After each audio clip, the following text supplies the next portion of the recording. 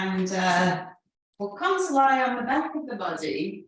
And the only thing you will benefit from having equipment-wise is your rubber bands handy. That's the only thing you might want.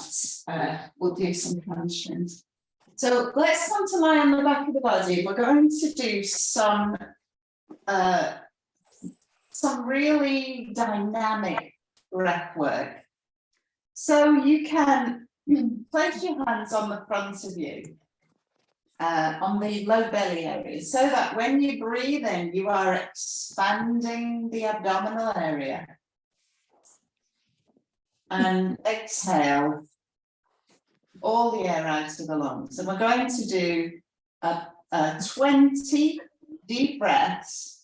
Then on the last exhale, and I'll tell you when that is, you are going to hold your breath for as long as you can. And so just resting in a comfortable position with the knees bent and the feet flat, and head support if you prefer it. And when you're ready, empty all the air out of your lungs. And then we're going to breathe in, expanding the ribs and the belly, filling them with air. And then breathe out. And breathe out through the mouth, through that ooh shape. Breathe in, breathe out. In, out. In, out. So you might keep breathing in.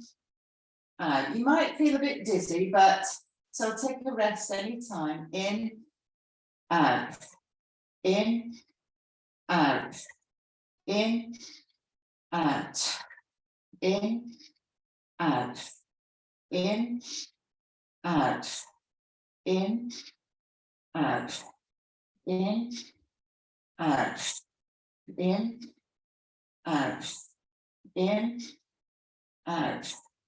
In, out. 5 more. In, out. In, out. In, out. In, out. And this is your last one. In, breathe out. All the way out, all the way out.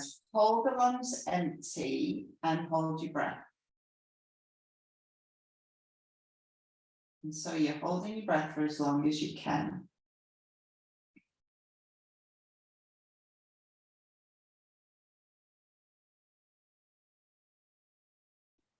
You might feel tingly in your extremities.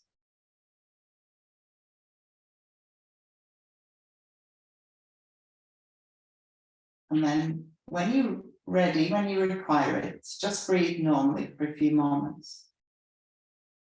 So the thing to say about that is we're lying down, so if we feel dizzy, then it's not the end of the world. But you might feel like your lips get tingly, your fingertips get tingly, your toes get tingly, and you might feel like you're not enjoying the experience and you need to stop sooner.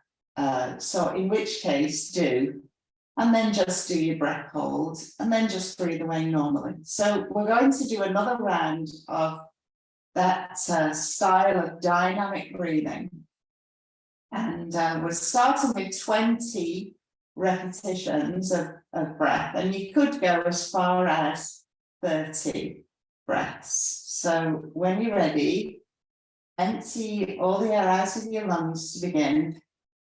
And then we're going to breathe in through the nostrils, expanding the ribs and the belly, and breathe out through the pursed lips. So breathe in, out, in, out, in, out, in, out, in, out, in, out, in, out, in, out, in, out, in, out, in, 10 more. In, out, in, out, in, out, in, out, in, out, in, out, in, out, in, out. 3 more, in, out, in, out. Last one, in, all the way out. And then hold the breath with the lungs empty. Hold for as long as you can. And you might want to just count in your own mind.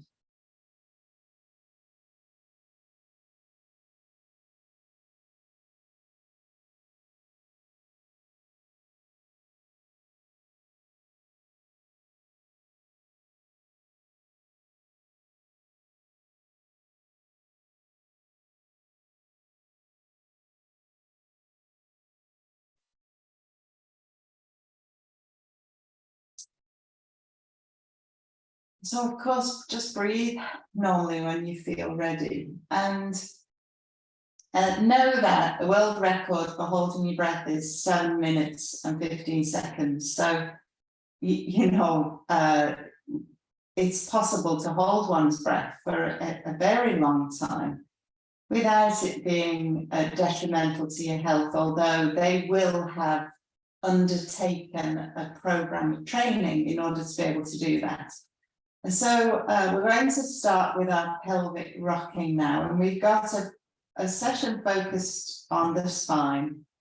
Everything that's theoretically can be good for the spine, but depending on our own bodies, that can vary, of course. And so, although some of the movements, it is the case that some of the movements might feel better than others. And so you can please use your own judgment as to what feels like your body is benefiting from doing it. And you can always do more of that. And if there are movements that you feel like your body is resisting or not enjoying, then feel free to do less of that. And now the only exception to that can be that when we first begin to move, things can feel stiffer or, the body's less cooperative. And then the more that we do it, the more that we feel the benefits. So, give your body the opportunity to have that experience, but by the same token, you never want to feel like you're banging your head on the wall. So let's now imagine the marble is rolling from hip bone to hip bone. So that feels like, if we think of the 2 pointy hip bones on the front of us, like the numbers around the edge of a clock. The 2 pointy hip bones are 3 o'clock and 9 o'clock, and the pubic bone and the navel are 12 o'clock and 6 o'clock. And so I'm rolling my marble now from 3 o'clock to 9 o'clock and back again. And what you notice with that is one hip bone lifts in relation to the other, and you might feel a little bit of movement translation in the legs, and that's okay, but keep it to a minimum. And then we're going to send our marble all the way around the edge of our clock. So you're starting at 12 o'clock and then moving all the way round to 3 o'clock, 6 o'clock, 9 o'clock, and then back to 12 o'clock. And I'm going in what I think is a clockwise direction. And then we'll do both ways. So what I want you to notice is if there's a reluctance underneath any of those numbers, if you find that one of the numbers is really just difficult to bring the back of your body towards the ground underneath that number, then just notice that. And it may be the more you do it, the better that gets. And so go the other way this time, drawing your circle all the way around the edge of the clock. And sometimes, it just feels different when we go in the other direction. And we're always having one part of our mind focused on those deep abdominal muscles as we roll around the edge of the clock. And then go the other way. Oh no, we've done the other way, but already this is feeling just a little bit looser and a little more fluid as we do this. Perfect. So come to the middle place and then just open one knee to the side and swap sides and do the same thing on the other side. So this time you're keeping the tailbone very still underneath the back of you, opening the knee to the side, thinking of the headlights on the hip bones shining straight up towards the ceiling. And so now that we are channeling the ability to keep the pelvis very still at this point as we do this. Very good. So now glue your legs together, arms out to the sides, and just gently rocking the knees from side to side. And I think sometimes when we're doing yoga, the temptation is very much to strive for more range and more movement, and for us to get more flexible. And that's not necessarily bad or wrong. However, you know, Rome wasn't built in a day, and these changes are incremental in the way in which they will happen. And so just, you know, giving your body permission to work at its own pace. And that, you know, the very least we're trying to do with yoga is at least not to get any stiffer. So, you know, give yourself permission to work at a level that really suits your own set of circumstances. So walking the feet hip distance apart, I'm just going to hug one knee tightly in towards the chest. And then stretching the other leg along the ground. You can hold on top of your knee, you can hold underneath your knee, and it kind of depends on how that feels for you. The important thing here is that the pelvis is square and level, and we're hugging the knee in towards the chest. And the resting leg is straight away along the ground. And then breathe in and out through the nostrils. Notice any areas of tension and send that breath to generate release in the tissues. So we're going to have what we would describe as more of a yin session today. So when we do yin yoga, that is longer holds, giving your body time to adjust to the positions, to the postures, and to really delve deep into those postures, and to notice how the body is processing that movement. Wonderful. And it may be that the longer you hold something, the more that we can experience that release in the tissues. So I'm exchanging legs now, hugging the other leg tightly in towards the chest and reaching the resting leg away along the ground. It might be that you don't fully extend that leg. It could be that you allow the leg to be, just remain a little bent. Hugging the knee in, and breathe in and out.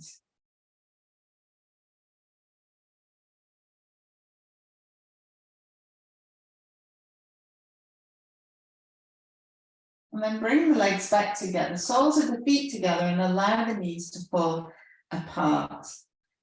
So the heels are close in towards your bottom, and the feet, the knees falling apart. Soles of the feet together touching. And really just allowing that release into the body. Opening the hips, the hip joints. Elongating the inner thigh muscles.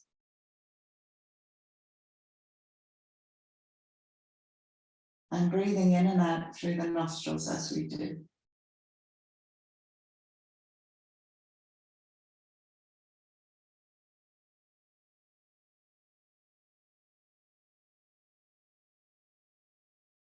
And when you're ready, returning to the center.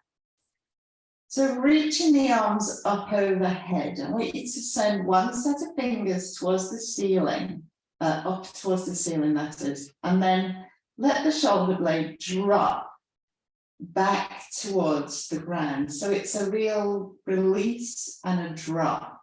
Reach and release, and reach and release. Chin is in, neck is long. Reach and release, and reach and release.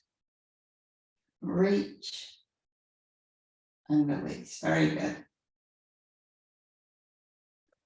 So chin is in, neck is long. Reach and release. Reach and release. So this time as you reach, I want you to allow the upper body to just rotate slightly away from the ground. And then slowly on the return. So we're reaching up, but allowing the scapula to lift, even the head to turn a little, and feel that rotation through the upper back. So I'm elongating one arm and then the other arm. Rotating the ribs just a little. And then, very good. So let's circle the arms now, big circles with the arms. And floating the arms away overhead, and just notice the shape of the back of your body doesn't move as we do these arm circles, big circles.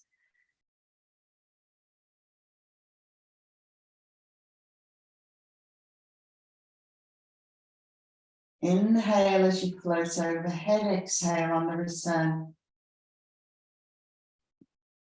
And so doing these movements slowly and repeating the movements really allows us that opportunity to dive deep down into how those movements feel in the body.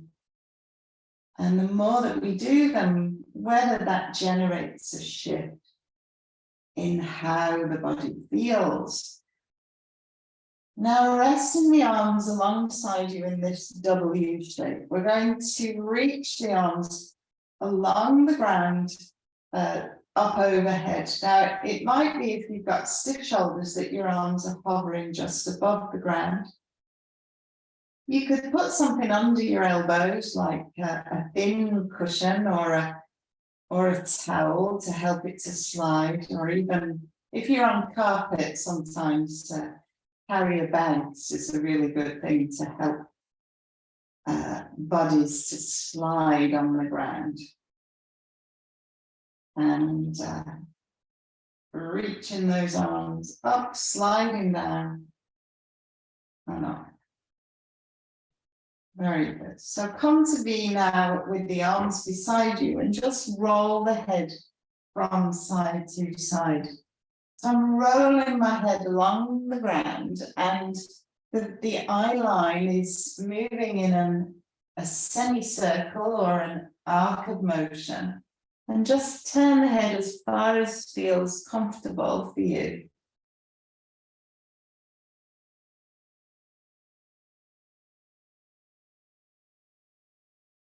Very good.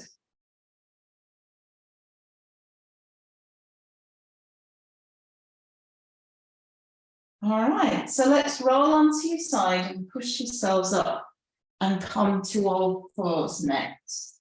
Hands under knees, hands under knees, that'd be a good one. Hands ahead of shoulders, knees under hips. And we'll start with our cat and camel. So I want you to think about the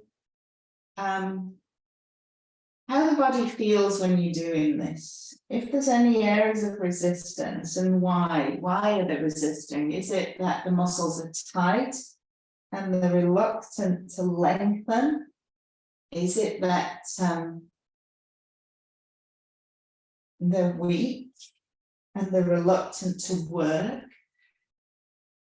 Think about just noticing what your body's propensities are, because we're working with you know, the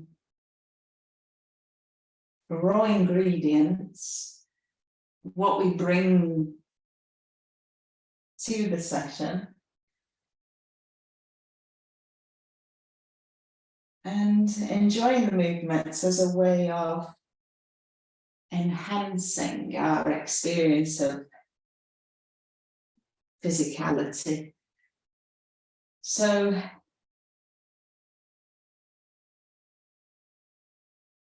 really getting curious about every bit of your body, and even we can even lift the pelvic floor as we round and arch. So notice also areas of gripping. Sometimes we grip muscles in the front of the hip joints is a common area of gripping. In the shoulders, in the front of the neck, another common area of gripping, where we're holding tension in our bodies without really realizing. So if we can notice areas where we might be gripping, then we can speak to that part of us and invite it to soften and release. And so now I'm moving my hips from side to side. So I'm in the middle place, I'm not up or down, and I'm wagging the hips from side to side like a dog wagging its tail, pushing away from the ground. Excuse me.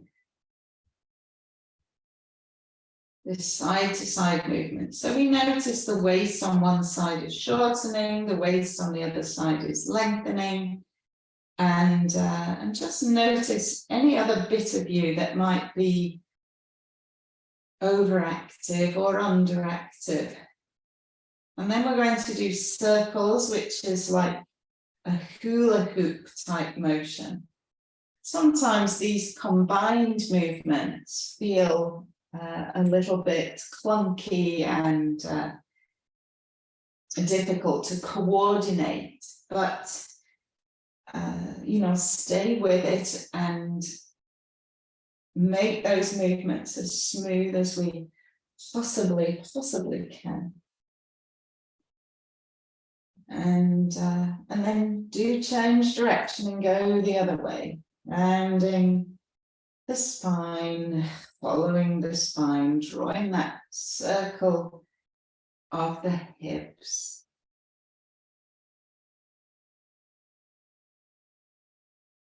And then come to be in the middle place. And now we're going to do our thread the needle. So dropping to the shoulder and the side of the head. Just dropping down. Breathe in and out as we occupy this position just for a moment. Now, when you're in the thread the needle, we can use the hand that is on the ground to ease the rib cage just a little further into rotation. But only do that if that feels appropriate, if that feels like it's a nice thing to do. Breathe in and out. And rest the head really lightly on the ground. So the bulk of the weight is on the shoulder. That's it. Breathe into the ribs. Breathe out. Let's come back to center and do that then on the other side. So we're dropping down to the shoulder and the side of the head and using this hand to just ease away and notice any difference side to side. Rest the hand. That's it, good. Breathe in and out. Breathe into the rib cage.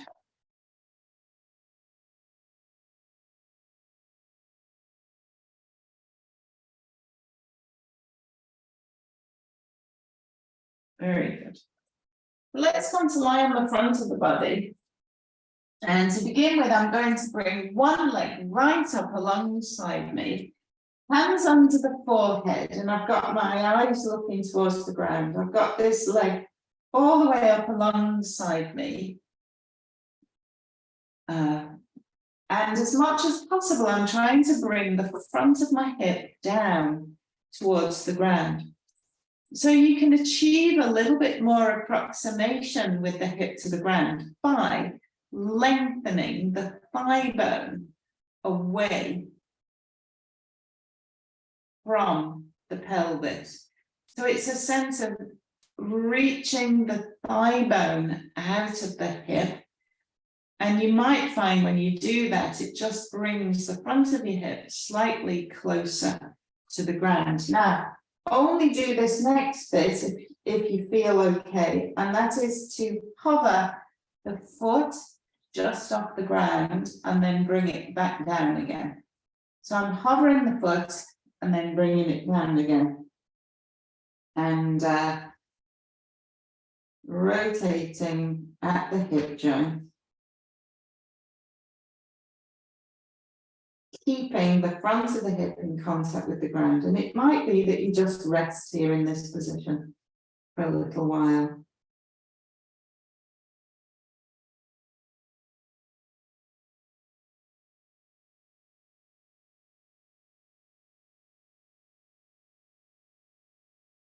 And then release that leg and swap legs. And again, you might experience a difference from side to side. That sense of elongating the thigh bone away from the socket of the hip joint, bringing the front of the hip, the groin area, as close down to the ground as is possible, and really sinking the body into the ground. And only if you feel comfortable to lift the foot and rotate the hip joint in the socket. So really sensing in the body. We're trying to send messages out to the body from the brain and back from the body to the brain. It's a two-way street. So we're sensing information that's coming from the body in the brain.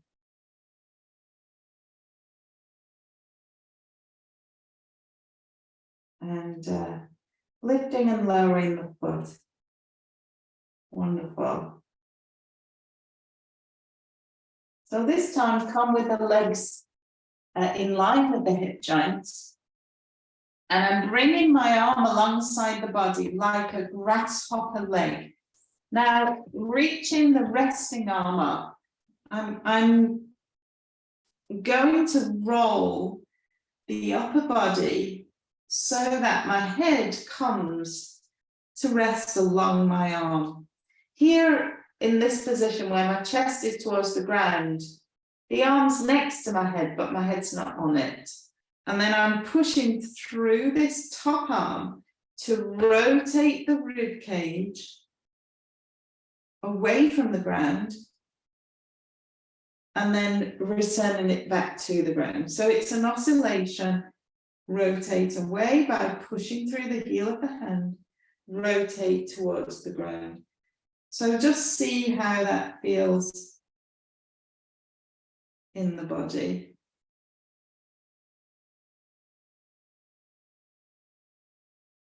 Rotating the ribs. And then do the same thing on the other side. So swap arm up and then the other arm alongside the rib cage. So you feel that the pushing arm is down by the lower ribs And as you rotate the rib cage away from the ground,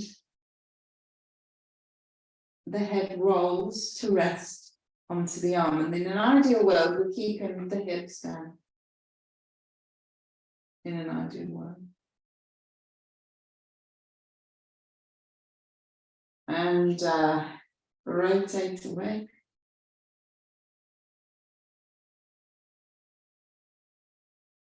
And down. So, shoulder down away from the ear. And again, you might notice a difference from side to side.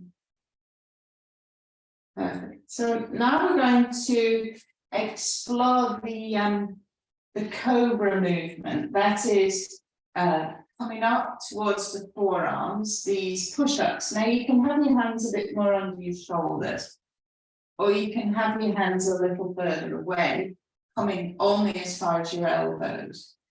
I would invite you to take your legs just a bit further apart and turn the insides of your knees towards the ground, and then floating away the upper body, using the arms, however, for support.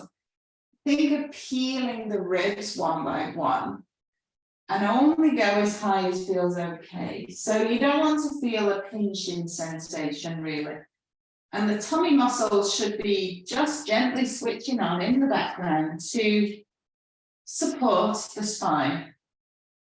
And the chin is in, the neck is long. And breathe out as you press away. And breathe in on the return. So we've got this. Chin is in, neck is long. And breastbone shining forwards.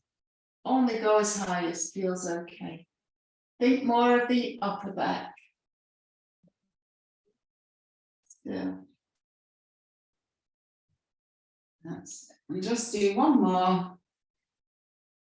Very good. Lower the body. Now take hold of one foot and draw the heel in towards your bottom. Keeping the pubic bone and the hip joints down into the ground.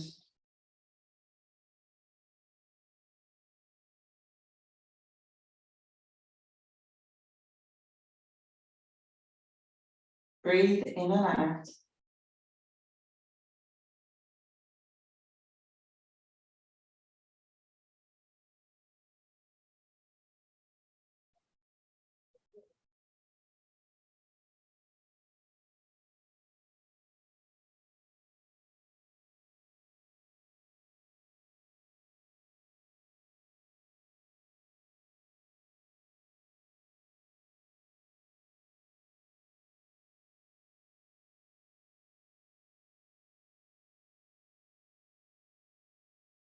And then swap legs, do that on the other side. So we brought the legs back to parallel, remember, you don't want to do this with your leg out to the side.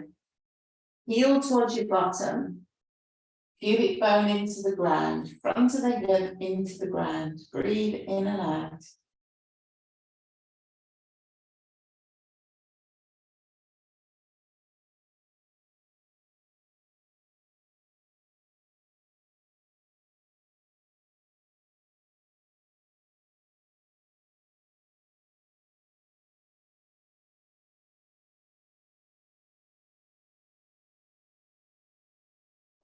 Allowing release in the tissues.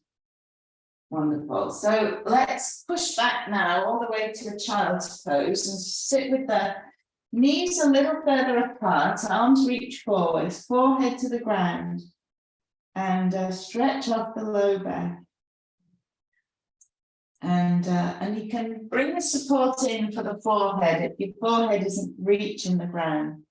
And you can always take the arms alongside you if you feel like the shoulders are getting in the way of the stretch. So really consider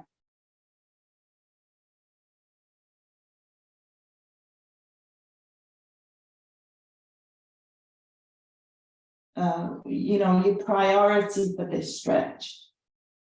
Breathe in and out. And then I'm taking my right hand all the way over to be on top of my leg and feeling more of a stretch down the right side of me. Really breathe into the ribs and expand the rib cage. Breathe out. Breathe in. Breathe out. Again, breathe in. And breathe out. And then swap sides. And sometimes we sort of instinctively know that one side needs a bit more attention than the other. And so please do feel free to do that. Give one side just a bit more attention than the other.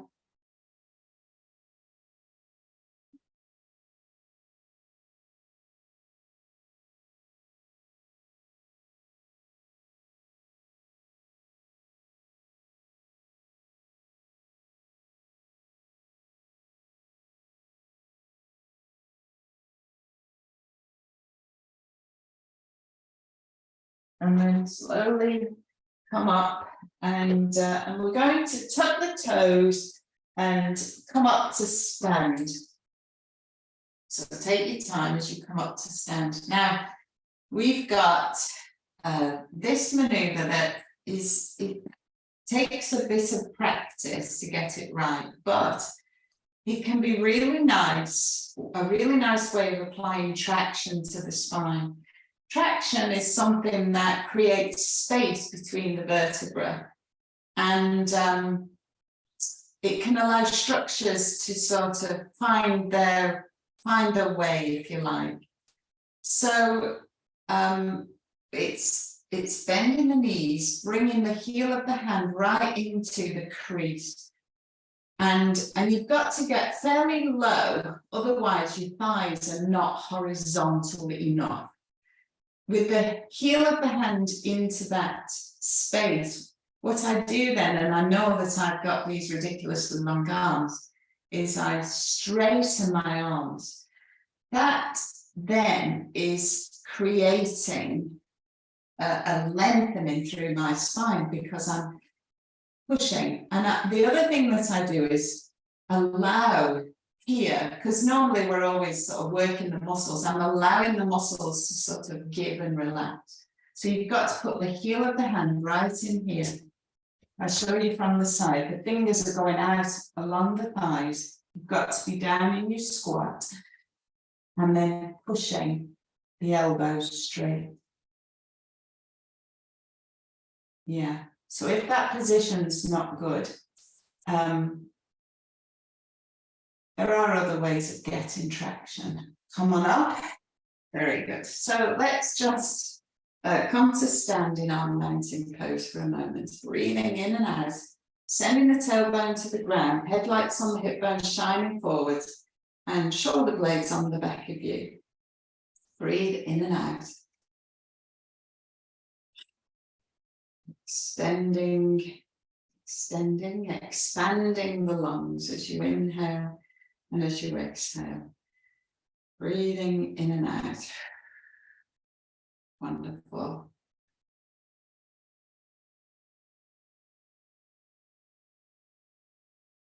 And so let's come to stand and just bend a little at the waist, side to side.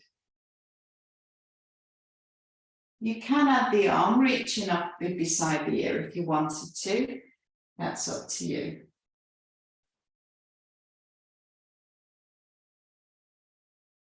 Feeling those movements side to side. Keep your eyes looking forwards. Try not to look to the ceiling at all. That's it. And try not to send your hips out. Feel that movement. Very good. All right. Bring your hands above the knees and we'll do our cat cow in this position. So rounding, let the head hang. Inhale, sink into the hollow. Just bend. Yeah, that's it. Breathe out. Breathe in. Breathe out. Breathe in.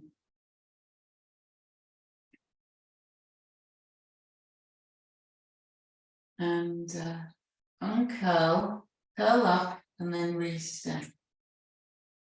So let's send the hips from side to side next. This hip, you bend in one knee a little, sending the hips side to side. Good. And then forwards and back is our pelvic tilting. Forwards and back. Forwards and back. Forwards and back. Not so easy. And then hula hooping.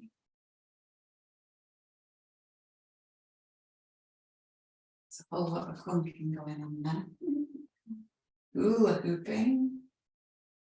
And then go the other way. Hula hooping. That's it, good. Perfect. So we're going to bend one knee, reach one arm, all the way up. So you allow same knee, reach the same arm as the bending knee, and then swap. So bend one knee forward. So I'm just keeping my foot flat, bending the knee, dropping the hip, and then reaching. That's it. And then swap, bend the other knee, drop the hip, reach, lengthen. And again, swap, reach, lengthen, and swap, reach, and lengthen. Very good. Circle the arm, big circles.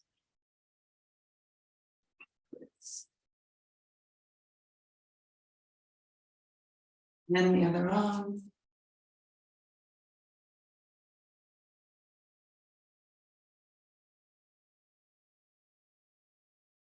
And then from side to side, we're going to do a kind of a, you know, I can't do it very well, body type pop thing. That's interesting, isn't it, everybody? And shake it out. Shake it out, and then brush, brush, brush.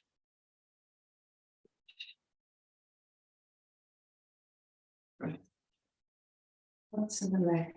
That's it. Back to the legs. And back to the legs. Calves. Feet. Very good. Okay, so come down to sit now.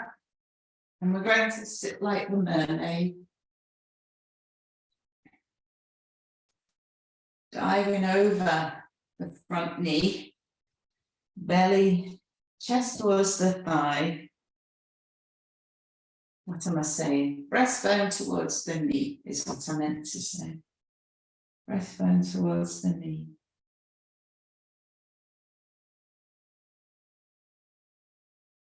And then you can maybe rest your head on your knuckles. Just go, yeah, that's fine. Resting the arms like so. If you go lower, you can put your head onto your hands, but just go as low as feels okay.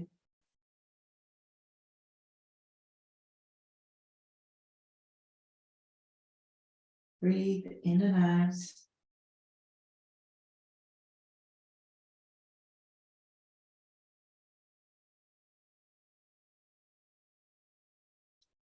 And swap sides. Same thing on the other side. Dive over the knee. Go as low as feels okay. Resting towards the knee. Breathe in and out.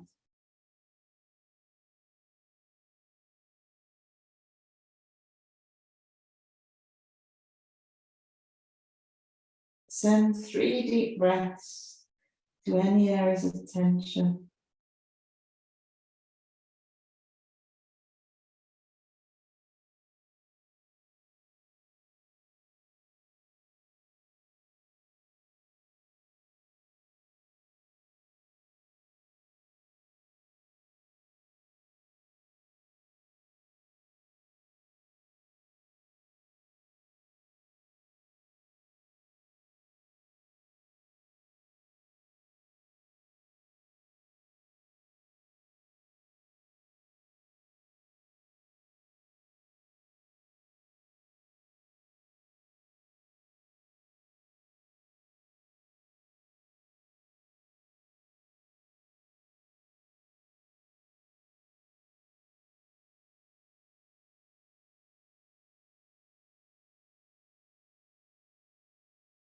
And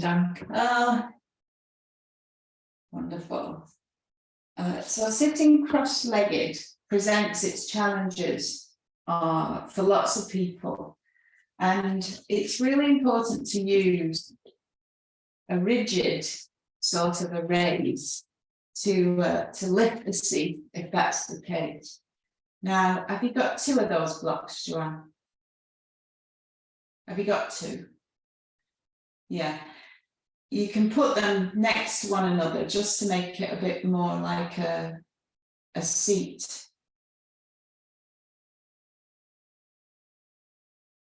Yeah, that's it. And then you feel a bit less like you're balancing on top of them.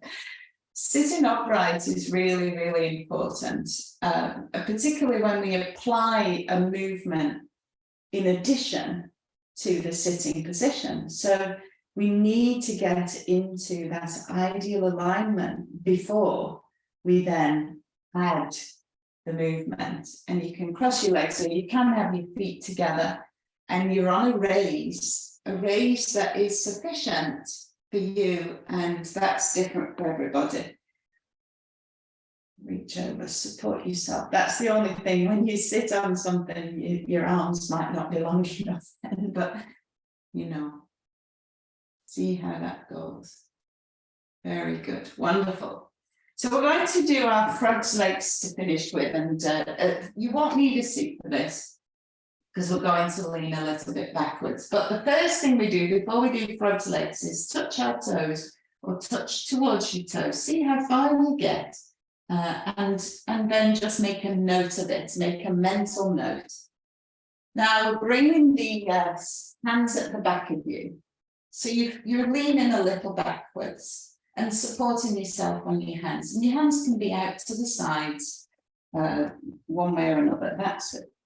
Now the knees apart, feet apart, and you see my toes are pointing outwards. And then we're going to slide the feet out along the ground. At the end, turn them in and then slide them in. Now my mat's a bit the wrong way for this. So at the top, turn them out, slide them out.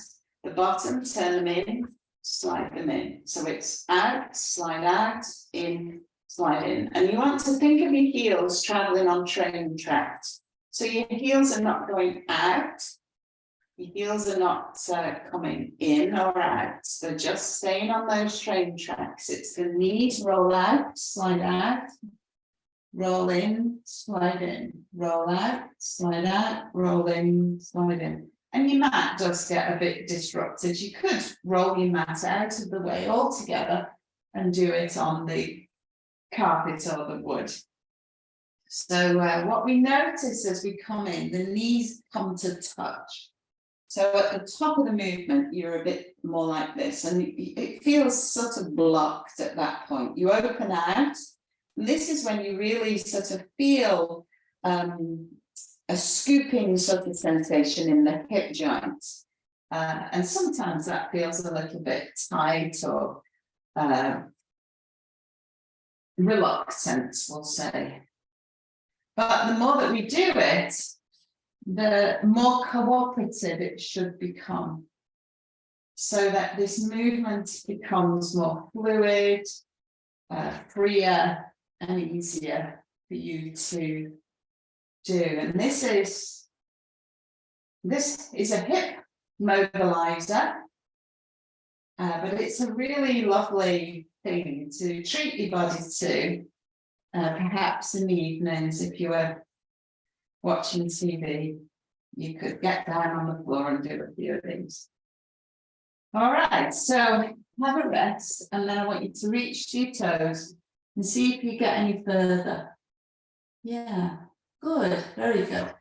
All right, we're going to lie on the back and stretch up the hamstrings carefully. So grab your band if you've got one handy, and take your rubber band, that's it. And use your head support. And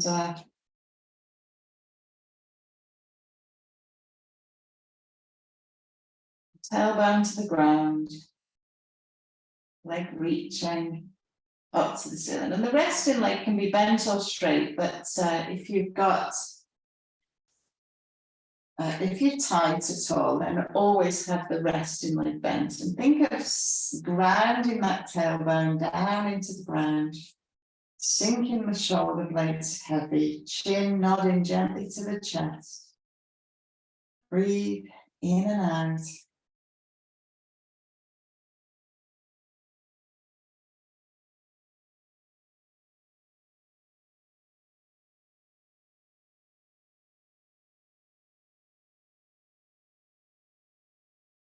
So we can be in these postures and start to allow the mind to soften and relax. Feel the breath taking us to a place of softening, relaxing, releasing. And then swap legs, do the same thing on the other side. And breathe in and out, using the breath.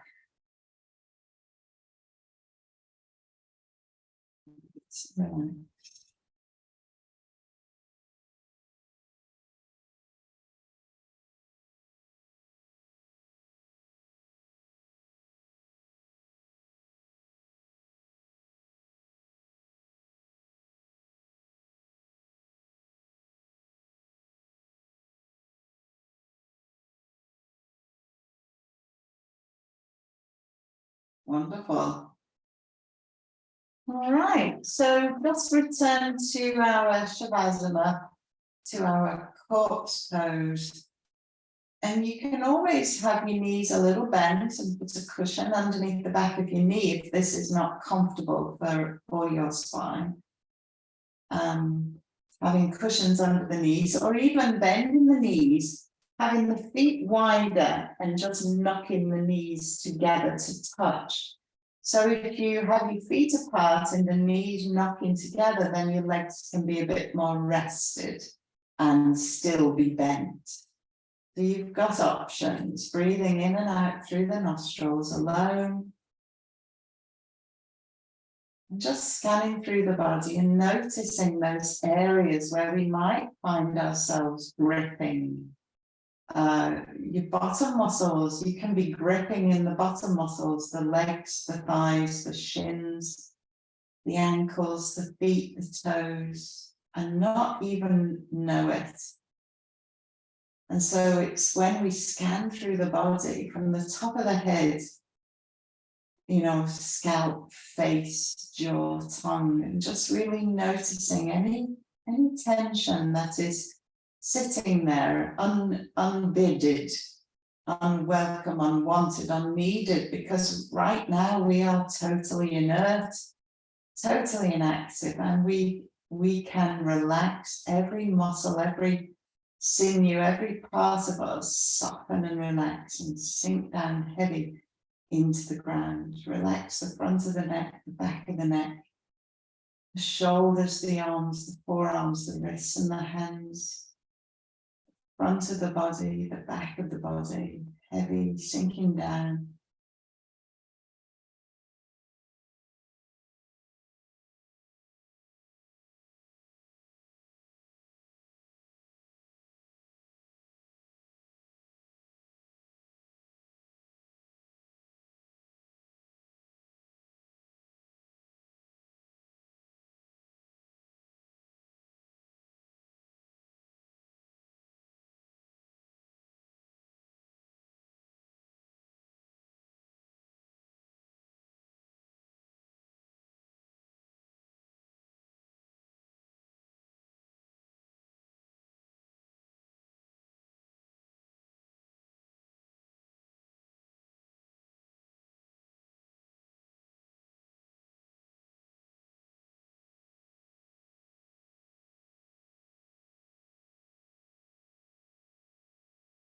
So it's time for us to begin our return back to wakefulness, deepening the breath, wiggling the fingers and toes, circling the wrists and ankles,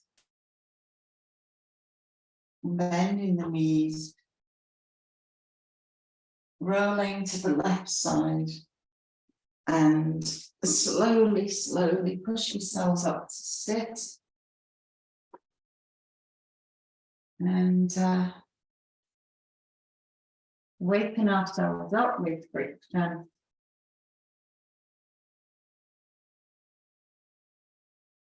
Oh dear.